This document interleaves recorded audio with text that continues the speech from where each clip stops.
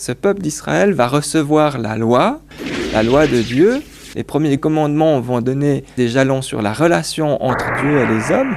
Et dans la deuxième partie des commandements, ça va donner des jalons dans la relation entre les hommes. Donc si quelqu'un avait fait une mauvaise action par rapport à ce que la loi prescrivait,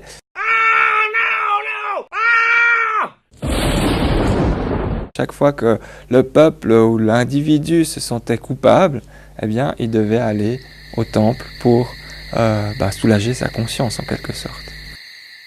Donc si quelqu'un avait fait une mauvaise action par rapport à ce que la loi prescrivait, une faute, eh bien, il devait venir avec un sacrifice, c'est-à-dire un animal. Souvent c'était un agneau, mais il pouvait y avoir d'autres animaux. Et ce sacrifice était égorgé. Et le fait que le sang coule, eh bien, ça faisait œuvre de pardon. Et après, la personne pouvait repartir l'âme légère, le cœur soulagé de sa faute. Et c'était ce rite-là qui permettait de redonner une relation limpide avec Dieu. Pour régler le problème du péché, des mauvaises actions, de la culpabilité, eh bien, il fallait que le sang coule. Donc, puisque l'homme n'est pas pur, la loi demandait qu'il y ait des sacrifices.